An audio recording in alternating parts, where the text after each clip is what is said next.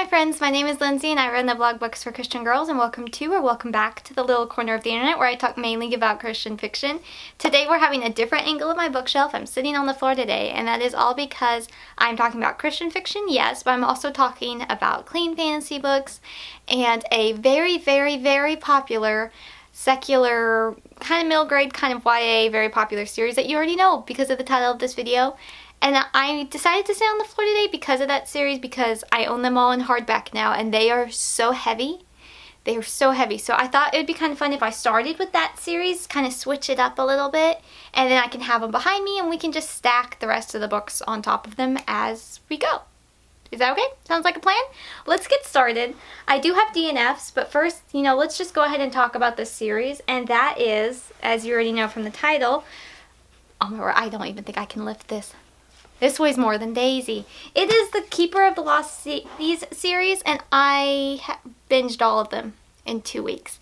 So I guess I ought to plop them down so y'all can see all the titles and everything. Whew, these are heavy. Okay, so we have book one, which is just Keeper of the Lost series, and this series is by Shannon Messenger. I made the grave mistake of starting this series before it's finished, and apparently the last book isn't coming out at the end of this year, like I thought it was. Like a lot of people apparently thought it was. It's supposed to be coming out at some point. The author had to delay it because she was expecting her second little one. So I don't blame her for wanting to take a break. The reader in me is a little like, what? I need answers. But thankfully, book 9 did not end that much on the cliffhanger, so it's okay. It'll be okay. But I've binged this entire series in like 2-3 weeks. And the first book is all about, technically it's all about Sophie. But okay, I don't know where to begin with the series because so much happened. So I guess let me introduce all the books first, and then I'll tell y'all maybe about them. I don't know how to talk about the series. But book 1, Keeper of the Lost Cities, which is also the series name that I mess up so much. Book 2 is Exile. Book 3, Everblaze. Book 4, Never Seen. Book 5, Lodestar. Book 6, Nightfall. Book 7, Flashback. Book 8, Legacy. Book 8.5, Unlocked. And then book 9, Stellalune. So this series, I get the hype. I have to say I get the hype. This series is all about a girl named Sophie, and it starts when she's about 11, 12, 13, something like that. I'm trying to put them back in the proper order because it's going to bug me while I film. And it's all about her, and she finds out that she's not human. She's an elf, and she's been able to read people's minds since she was 5, but she's been living in San Diego, and then certain things keep happening, and she gets told that she's an elf. And it's not elf as in like Santa's elves, or elf as in Lord of the Rings Hobbit, whichever one it has. I haven't read either of them. I'm a fake homeschooler by admitting that, I'm aware. But I get the hype for this series now because the world is so inventive. Like, honestly, there were so many times I'm just like, this author is so creative. How in the world? I didn't see that coming. Like, this is so creative. It's such a creative series. So that's all I really feel like I can tell you. This series is a commitment, though, because book 1's only like, what, 400 pages? Okay, 500. Wow, that is a tiny 500. Wow. Okay, so if that puts it into perspective, I think the biggest one is just shy of 900 pages long. So anywhere from a good 400 or 500 pages to almost 900. It's a commitment. This series is a commitment, but I have to say it's really fun. Again, it's the creativity, and it's also, though it's aimed for middle grade readers, which I don't recommend it for middle grade readers, which I'll explain more in a minute. I think, though, because of that writing style and how the author explains things, it's so easy to just get into this world and to follow along, and especially with me who doesn't do high fantasy things at all. So it's been really interesting that like this series has really just taken my attention, and I've really been enjoying them. I really have been. I'm a little shocked by that. There is a love triangle that I know everyone's going to want my opinion on it because I've already been asked, even before I read the series, what my opinion on the love triangle is. And now I see why at first, the first half of the series, I really didn't care one way or the other. Now in this later half of the series, from like, let's say book 7 and on, maybe, I care a little bit. But at the same time, I just don't want anyone to get hurt. Like, I like Keith. I like the old Fitz. Fitz kind of changed. Not sure what's up with that. So, I don't know. There's different things, but honestly, I kind of hope it doesn't end with the romance. It starts to get a little more crushes and a little kiss here and there towards the end of the series, which the main reason, though, I would not recommend this series for middle grade readers would be because it's pretty violent. You know, like, you have bad guys, and especially book 7. I would say book 7 flashback was my least favorite because the bad guys are just like, they don't care that they're fighting against teenagers, like young teenagers. They are willing to kill them and seriously injure them because, you know, they're the villains. So it kind of reminded me of that scene in The Incredibles when Elastigirl is telling her kids, Violet and, what was the boy? Jack was the baby. Dash, how could I forget that? Seriously, Lindsay, how could you forget that? But when she's telling them that these aren't the villains that you're used to seeing, they will harm you even though you're children. That scene, that kind of really reminded me of how this series has been playing out. So we started when Sophie is about 11, 12, 13, like that. And in book 9, I think she's about 15 or 16, something along those lines. So we enter more into the romance stuff. And so that's also where I kind of say this is probably better for young adult readers. And just also, there is quite a bit of violence. People do die. Good and bad people. Creatures. I don't know. Anyway, it's a really hard series to explain. I'm sorry, I feel like I'm not doing well with this. I have been sharing the overall content found in this series and on Goodreads, so you can check it out. But honestly, once you get past book, let's say 5, maybe book 6, it's all basically the same content kind of over again, except for book 7. They have a battle with the bad guys, and Sophie is super injured, so, like, the bad guys are bad guys. You know, they are bad. So, it's been interesting, though. I wasn't expecting to enjoy this series as much as I have been. Daisy's doing her hello. If I had to put a favorite book so far, I would actually say book 6. I know everyone loves book 4 that I've talked to, but I liked book 6 because there was a lot of fluff, and it was cute fluff. And we're also seeing the friend group develop, and I love a good friend group. And I know I'm not really telling y'all much about this book's plot, but so much changes throughout the series. And so the Sophie we see in book 1 is definitely not the Sophie you see in book 9 and what she's against and what she's discovered and all these different people. Here comes the beagle. Hello, my beagle. I'm sitting on the floor. You're going to step on my books, aren't you? Don't step on my books. Hi! If you're going to hang out in here, I have to shut the door. Oh, there. Now you can see my shirt. Read more books because that's going to be what I always recommend. So that is the series. I don't know what else to say. It's entertaining. It sounds like there's only going to be one more book, but then it sounded like there could be another book after that. I don't know, but it's a very fun series. And I mean, y'all, I binged this whole series within 2 to 3 weeks. And the cliffhangers on some of them were mean. They really don't start cliffhangers until I think the end of book 3 or 4. Book 5's cliffhanger was by far the worst in my opinion. I'm pretty sure it was book 5. They kind of are all kind of starting to run together. So oops on that, but it's a fun series. Again, though, I have content concerns on it being actually for middle grade readers. But I get the hype. I get the hype as an older reader. I do get the hype, and I think it's very entertaining. Personally, I'm not that invested in the love triangle, like I already said.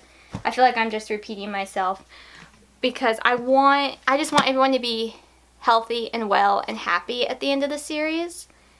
And like character development to happen for certain characters. And that would be both of the boys involved in the love triangle with Sophie. I really like Sophie though. I have to say, I really like her. There was a couple parts in, I think it was book 8 and 9 that I was like, girl, I don't like this attitude I'm seeing, but prior to that, I really liked Sophie. I just think she's a great character. She handles things how I feel like I would. If I was thrown into a whole nother world being told I had all these special abilities and all that kind of thing, I feel like I'm not selling this series. But at the same time, do I really have to sell the series because I feel like so many people have read them. I'm probably one of the last, but I'm glad I waited this long. Hi, Daisy. I wish I would have waited probably a little longer, though. Because now I have to wait. I am now waiting with everyone else. So So starting off with clean fantasy, I already have another unpopular opinion. I'm so sorry. Please don't hate me, my sweet friends. But 1,000 Heartbeats by Kiera Cass, I gave 2 stars. I'm sorry. I just don't do enemies to lovers. And this is like legit enemies to lovers. Like the Christian fiction version of enemies to lovers is like, you spilled like your coffee on me when I had a job interview. Or we went to high school together and some misunderstanding happening and now we've run back into each other and we don't like each other. Like that's the kind of enemy lovers I'm used to that I still don't like because it's like, wow, people, come on. This is legit enemies to lovers. With the legit of like, deaths of loved ones are involved and like the cause of those deaths are involved, and it's just like, y'all, I don't know how we can go from hate this person to, oh my goodness, their eyes are dreamy so fast. I don't think that's what they actually said, but you know, I had a lot of feelings about this book. I'm filming a reading vlog. I will talk about this book in that reading vlog as well. I'm sorry to my sweet friends who like this book. Gorgeous cover.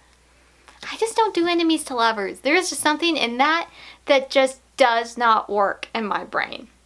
I really didn't care for her. Like, I could take her or leave her. Him, I did not like at all. And I just felt like we were seeing a different person in her point of view versus how he views himself in his point of view. And I really just didn't like him. I only cared about her brother. I really only cared about her brother. Had it been told in his point of view, totally would have enjoyed this book more. But enemies to lovers is just not my thing. It has to do with like feuding countries, and she's the princess and gets kidnapped by the guy who is in another part of a different country and they're fighting over the same land and you know, that kind of thing. I'm not doing a great job explaining this book. That's fine. I just don't do enemies to lovers though. If you like enemies to lovers, you might be fine with it. I don't like it. Like, why would I read enemies to lovers when I can have friends to lovers? I'm sorry. I'm sorry.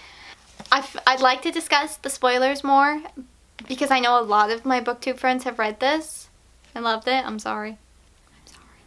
But I have a Goodreads review where I went more into why I really didn't like it because of the spoilers. So yeah, this was an unfortunate miss for me.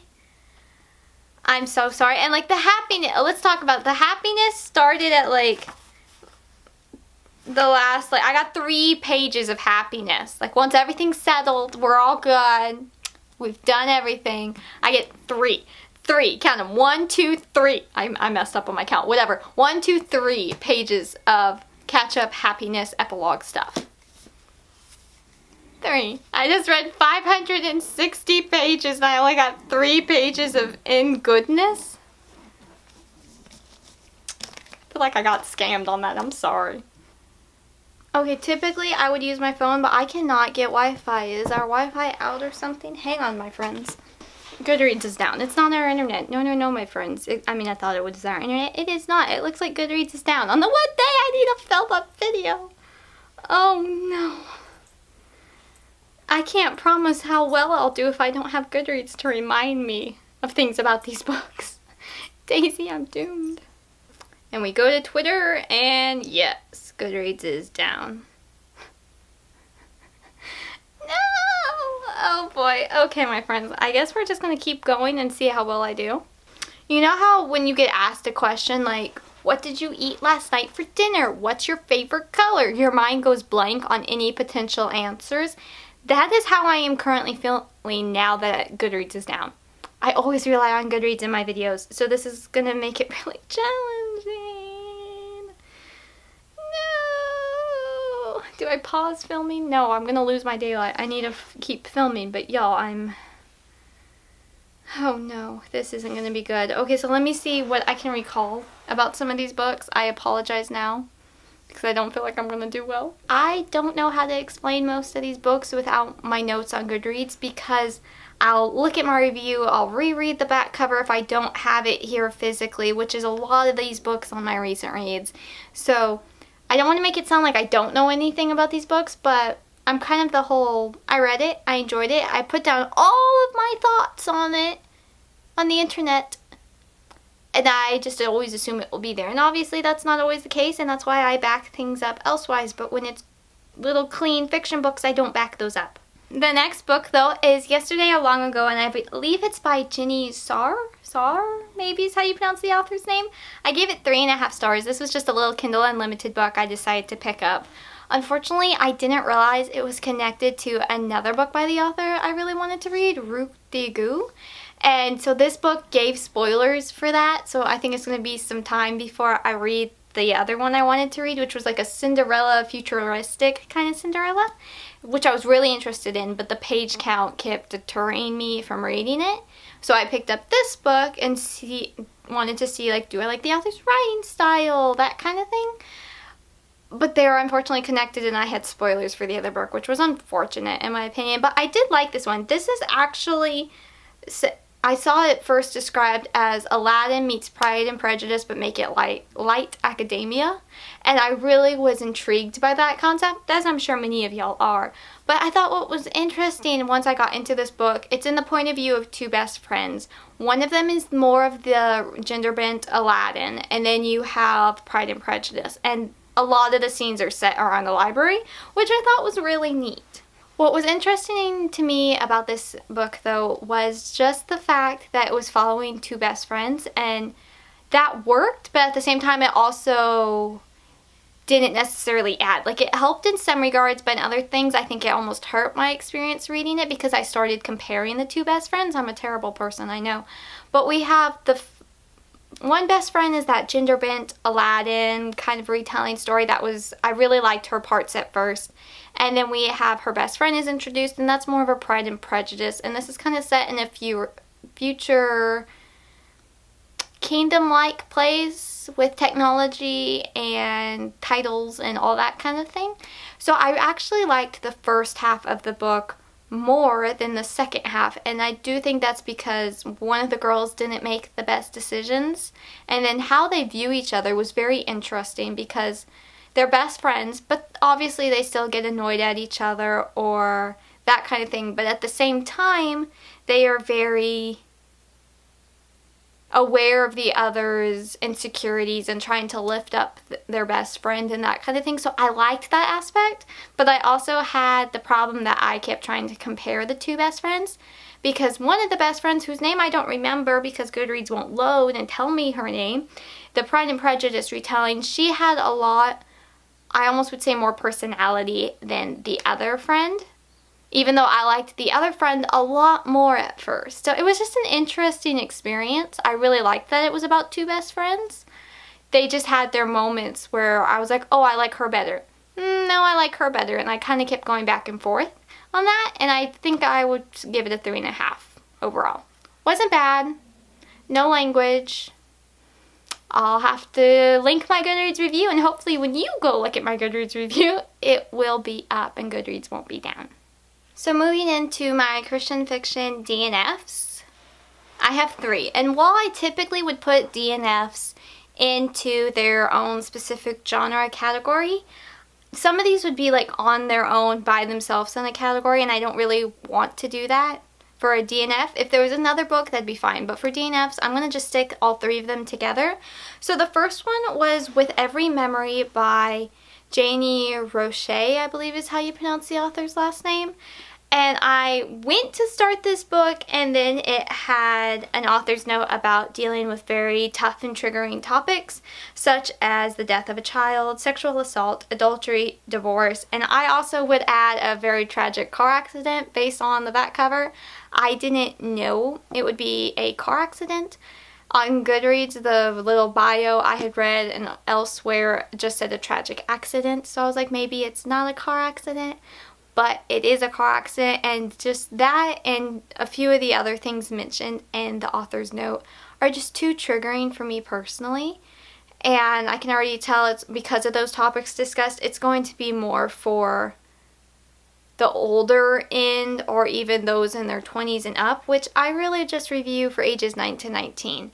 And personally, I enjoy those books the most. So I don't really see the point in reading and reviewing a book that is probably going to receive low stars for the target age of books for Christian girls, and then also ones that are going to have topics with things that I find really difficult to read about.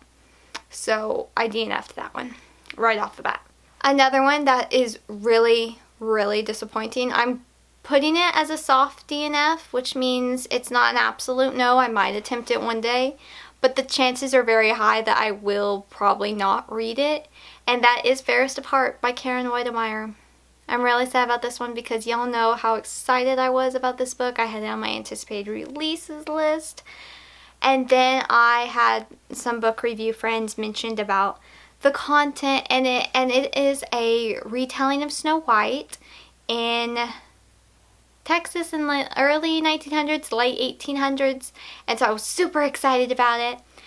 But apparently we see the point of view of the evil stepmother character, you know, the kind of villainous character, and while our main girl, who's a, you know, the reimagining of Snow White, has the very like inward beauty, very kind, very, you know, humble, modest, all that, the villainous one is not. It's very much, the author I believe said that she wanted to compare the difference between worldly beauty, I think was how she said it, and then the Proverbs 31 beauty. And with the villain character, I've heard she's very seductive, and there is a Fade to Black bedroom scene that went on more than a lot of people were comfortable with. So I've made the executive decision thus far that I will not be picking this book up anytime soon, which is incredibly unfortunate. The author has promised there will be no such content in the next books of the series. And I mean, yes, I could totally just skip over her point of views and her chapters, the villainous ones, but that's not really what I do. I don't review that way. I don't review parts of books. I review the whole book. Or I DNF it because of content. For the third DNF, I got about 60% through Countershade by Kelley Rose Waller. I'm not sure how to pronounce the author's first name. This is a new adult book, and I was curious about it because the author's other book that I had read prior a couple years ago, maybe even a few now, was different. It wasn't the typical Christian fiction suspense, which I thought was interesting. There was still some content and language I wasn't a fan of, but I decided to read this one, and I struggled a lot because there's a lot of terminology, and our main girl, it goes back and forth between when she was little to present day, and we're kind of getting the pieces as we go. The main gist of the story, though, is following our main girl whose parents ran a underground website, the black web, what do you call the underground, dark web, black market, not black market, but like those internet websites. I don't know what it's called. I I recycle and delete this kind of information in my brain because I have no interest in it. But they made a website, and people would add in like normal kind of like, oh, here's raw milk for sale or that kind of thing, but then there would also have people that would offer illegal things, and her parents went to jail, her older brother went to jail. She's not trying to get them out of jail or prove their innocence. They are guilty, and she knows that. But now there's been certain cases of the website seems like it's being relaunched, but her parents are in prison, so who's doing that? And they're coming after her and her little sister. And so we have that kind of thing. I just personally got so bogged down on all the website details and how all that worked. And then there was I officially DNF'd it about 60-something% when a certain word that I really dislike was used, fully written out, a curse word. So yeah, there was that. I was just getting so bogged down with all the computer stuff and then the law stuff, and then she's trying to be a lawyer, so we had a lot about cases and that kind of thing. And I can enjoy a decent legal fiction book, but this was just, it felt a little too textbooky at times because she was reading about different cases and that kind of thing, and it wasn't my cup of tea, unfortunately. Going into books I have finished, and starting with nonfiction, I read the 100-Day Devotional for Girls by Fischer. I gave this 4-ish stars. It's for preteen girls. It was a fine little read. I don't really have too much to say about it. It was pleasant. I enjoyed it. Good, probably for the lower end of 8 to 12. Pleasant little devotional. Our lighting keeps getting good and terrible. Sorry about that, y'all. The next book would be Safe All Along by Katie Davis Majors. I gave this book a very easy 4 stars. This, I wasn't aware, I guess I should have known based on the tagline. The tagline is all about trading our fears and anxieties for God's unshakable peace. And I didn't realize it was like going to actually be discussing anxiety and the author's experience and all of the things that come with that. So in all reality, I did like a lot of aspects of it. I probably related to maybe 80% of it, I'd say. Nonfiction is just so hard for me to review and to talk about. But there was a lot of parts I really like it. This is the author that wrote Kisses for Katie, which I can actually pull because I'm right here. She wrote Kisses for Katie and Daring to Hope. We are here on my floor, so I can just pull these books out. And I do plan to get a copy of Safe All Along. It was good. I think it was interesting though because it basically did tell me the things I already know, like when grieving, give it to God. When anxious, give it to God. When whatever you're going through, give it to God. And it was interesting because most of the book, it was like, most of the chapters, there was about 19 chapters, and it was her sharing a little bit and then how this kind of means as a Christian and what you're going through, and then so like that'd be a big part of the book, but then you'd have this little bit of what to do, and it's the things I already know to do, but it's getting it through your thick head and releasing control. That's a problem I have, is releasing control. So yeah, I could talk more about it, but in all honesty, nonfiction books, especially ones like this, just feel so personal and private to me. I have a really hard time discussing them in that regard, but I did really like it. I did gain a lot out of it. So I liked it. If you struggle with anxiety or anxious thoughts, I would definitely check it out. Because sometimes it helps to hear things again and again on what to do. And I know what I need to do. We know what we need to do. It's actually doing it. And doing it again and again. So, yeah. Sorry. Was that weirdly vague? I don't know. Goodreads is still down, so we're continuing on with my I don't know how well I'm going to be doing. I hope I do okay with this. If there's any of these books y'all do really want to know more about, though, because I feel like I'm not doing very well explaining these, please, please, please check out the reviews. I'll link in the description. That would be great. That would be awesome because I don't know. Like, I know these books, but there's so many things I know in my reviews that I can't possibly remember all of them to tell y'all when I'm filming, you know? So I hope you'll check out the reviews of any of these books you're interested in. The next category would be middle grade, and I read book 3 in the Orphan Train series, Daisy Will Not Hush Up. Little Missy. Yeah, you. Yeah, you. Noisy beagle. Noisy little beagle. Stay in here with me. Just lay down.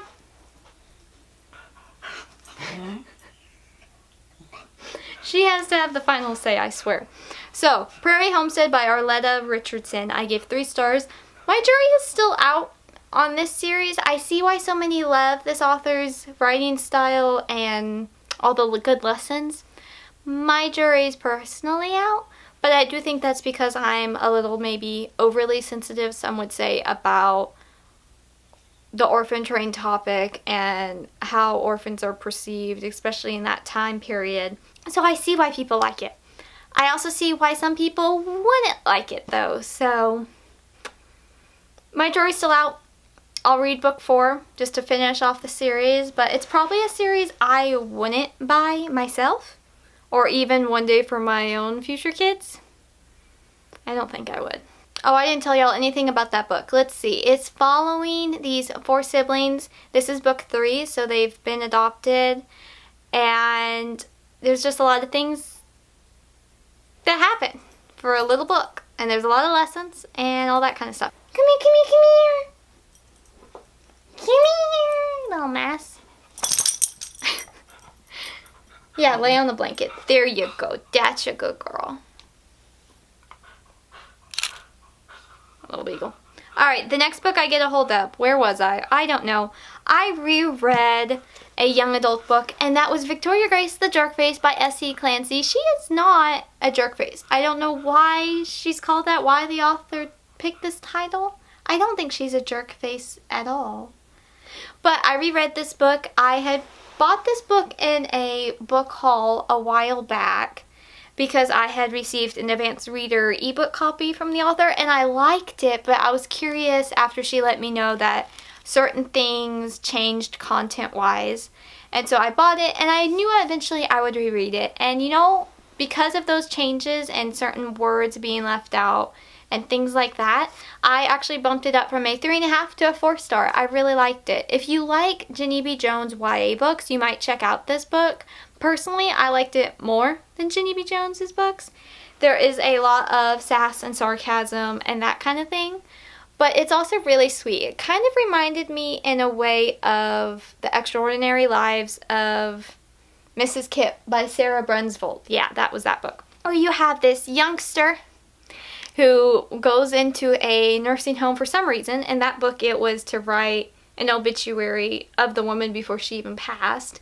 But in this one, it is for a youth group project. And she just becomes really good friends with this one lady. And then there's just humor, there's school stuff. It's a thin little book, but it's a lot of fun. Our lighting is horrific. I am so sorry. But that was that book. I really enjoyed it. I will be keeping this one and putting it on my shelves. So the next book would be in the mystery suspense category, and that would be Patricia Bradley's Counterattack. This was my very first book by this author. The beagle is fixing to start fussing. Come here, Daisy May. No. I have refilmed the intro for this book like 6 times now. I cannot. This was my very first suspense book by this author. Our main girl has become a chief deputy in Tennessee, and then there's a serial killer that is somehow connected to her past. And it had a lot of chess stuff, which I don't play chess at all, but maybe if you play chess and you like chess, maybe you would find those parts interesting. I personally gave this book a 3 stars. It had parts I liked and then parts I was kind of meh about, but I did like that it wasn't the typical Christian fiction suspense plotline where you can typically figure out what's gonna happen, the exact order of things. I did have to suspend my belief, my disbelief? What's that phrase? I don't remember. I did have to do that a few times because the main couple has a lot of near-death moments, like a lot of them. But I did like, though, that even though it was a second chance romance, which isn't really typically my thing, I did like how they kind of put their feelings almost completely to the side so they could focus on the case, which was nice. Interesting enough, I read this one before I read Countershade, and it also had to do with internet crime, and even though this book was about a serial killer, I didn't find those parts overly creepy, I guess you could say. But when we got into the internet crime stuff, that's when I was like, I'm not comfortable with this type of evil. Because it was a video game about killing people, but it really wasn't a video game and that kind of thing. So for those who are older girls who are highly interested in the law enforcement field, maybe you would be interested in this book. It wasn't really my favorite kind of suspense book, but there were things I liked about it, but there was also things I didn't like about it, so 3 stars? I don't know. I may continue on with this series depending on who the next book's about and if it interests me. The last 2 books, though, are in the historical genre. I'm watching the doggy as she moves. No, come back! Daisy May, you were laying down like a good little beagle. Come back. So moving on into the historical genre, Daisy May, you are interrupting my flow of thought. Come here. Oh, puppy breath. That isn't even cute puppy breath. I'm sorry. So as I scratch her bum, let me introduce to y'all the second to last book we have, and that is Journeys In by Renee Ryan. I think y'all have already seen me haul this book and talk about it in the recent reads. I was really excited for it because this was a series, a trilogy, that I haven't heard any of my booktube friends or any of my Goodreads friends either talking about this series. And it's set in the early 1900s, the Gilded Age, which is my favorite historical time period to read about. So it had all the makings of something I would really like. But there was just a lot of sexual tension. So the main girl, Caroline, was born and raised in London, and then after her mom passes away, she finds out shortly thereabout that her mom is actually from a very rich family in the US and was basically disowned. So Caroline has the idea that she's going to go to America and make her grandfather pay. Not the best idea, I can't blame her, but not the best idea. But so she meets the main guy, Jackson, on the way to meeting her family, and they are instantly attracted to each other. But that is also because Caroline is going under a different name. So I was like, awesome, the hidden identities trope. Love that. That's so much fun. But then once identities are revealed about halfway, it becomes way more than enemies to lovers. And as we've already discussed in this video, I don't like enemies to lovers. They just spend way too much time thinking about the other and like trying not to think about the other, that I just want to smack them and say, if you would realize how good you two could be together, y'all would be like dominating the world. Like, it would be great. Get on with it. Like, that's what I'm here for. And so I don't like enemies to lovers. So it really turned more into enemies to lovers, and they always have a flimsy reasoning why they don't like the other. Well, I mean, okay, in 1,000 Heartbeats, totally understand her reasoning for not liking him, but then she does flip. So anyway, I don't like enemies to lovers. And that trope also typically adds in a lot more sexual tension, and this book definitely did way more than I prefer, which lowered the ratings. And I didn't find the main guy romantic. Again, I think it's the enemies to lovers main guy I'm not going to find romantic, because he can come across as a brute or just a jerk. And I just don't find that romantic. I feel like she can do better typically, unless she's a stinker too. But typically I'm just like, come on people, come on, get it together. So yeah, he kept getting into her personal space, which again is that sexual tension of enemies to lovers. And I just, get out of my bubble, people.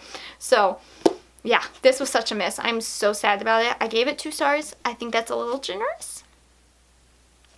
Personally, I gave it 2 stars. I wouldn't recommend it for ages 9 to 19 at all because of the sexual tension and that kind of thing. Daisy May, no. Come here. Come on, I got one more book. You can stay in here till I'm almost done. I'm almost done. Just lay down. So that was this book. I will be unhauling it. The last book I do not own, but I will be getting a copy of, and that is The Heart's Choice by Tracie Peterson and Kimberly Woodhouse.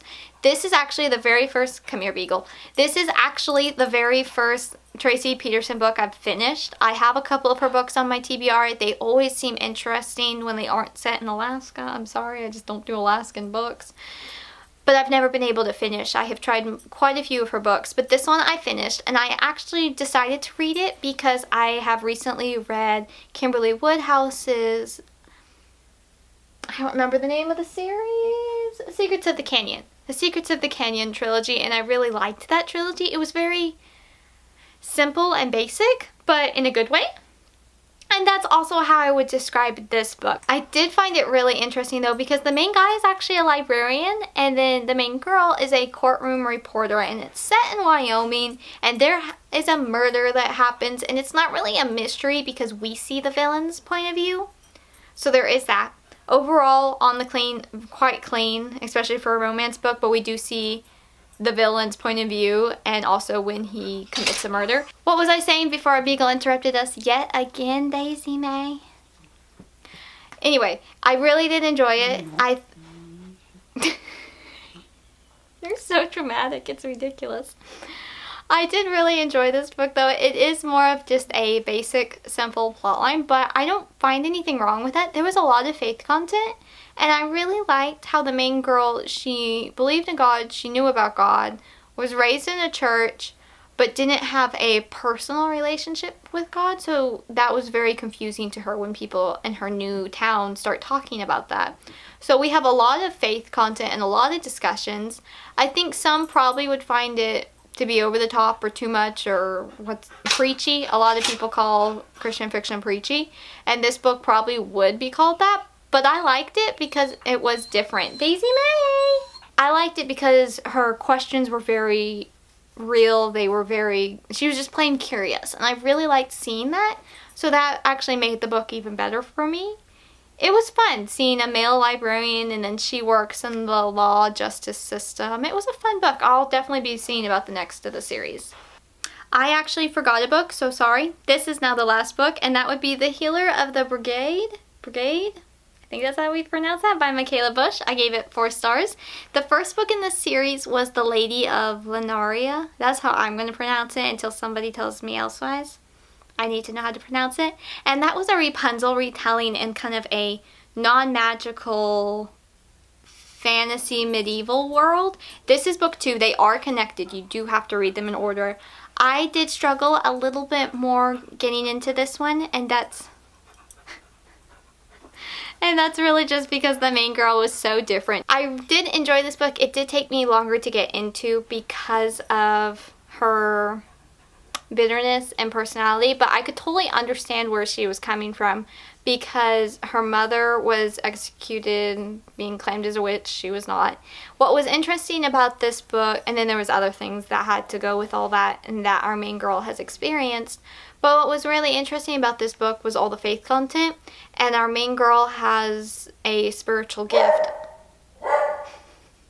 of healing, and it had a lot to do with that, and it was very interesting to see it done. I personally liked it and thought it was okay. At first I was a little like, I don't know about this, but then as the book went on and there were many more discussions on it, I ended up really liking it. I do plan to get a physical copy. Okay, I feel like this video was all over the place. Let me double check, make sure I talked about all the books I was supposed to. I believe I did. I almost didn't talk about The Healer of the Brigade. Y'all, there are so many words. I know them because I've read them, but then I've never heard them actually spoken out loud. So there was, what was the word the other day my mom said, and I was like, spell that for me. I can't visualize that word, and it's a word I've read 1,000 times at least in my books, but I just don't say them out loud. And maybe if I did audiobooks, that would help with that. But there's just so many words. There's so many words that I know I can spell them. I just can't pronounce them because I've only read them. And they don't follow the phonetic rules of English because English is crazy like that. But anywho, that I believe is all of them. I feel like this video was all over the place. No feel. It was all over the place because of a certain 4-legged cute little beagle. But I hope you enjoyed this video, seeing a different part of my bookshelves, having a book stack. Honestly, like, I've got all the Keepers of the Lost Cities. I will get that title right. And then elsewise, I'll buy Safe All Along, The Healer of the Brigade, and then The Heart's Choice. I'll be getting those, but I'll probably won't be keeping anything else except Victoria Grace. I'll be unhauling these 3. So yeah, not honestly too much excitement to talk about in this video besides the Keeper of the Lost Cities series. I'm just going to say that 85,000 times until I can get it right, because if you've seen my reading vlogs, you know I struggle with that title. But that's it for this video. I've rambled on enough. The beagle is continuing to bark because that is her 3rd favorite pastime, I would say. Eating, sleeping, barking. I think that's probably the fair way to say it. And so that is it for this video. I have blabbered on enough. I hope you enjoyed it. Have you read any of these books? If we have different opinions, that's okay. Just be nice. That's all I ask. Y'all are typically really good with that. I haven't had to delete a comment in quite a while, so let's keep that streak going, okay? And I will see y'all next time. As always, I am Lindsay from the Blog Books for Christian Girls.blogspot.com, where there's a new review every Monday and Friday. I try to post a new video on this channel every other Friday.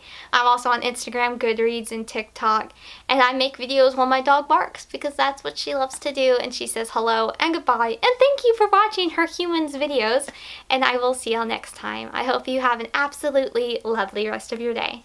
Bye!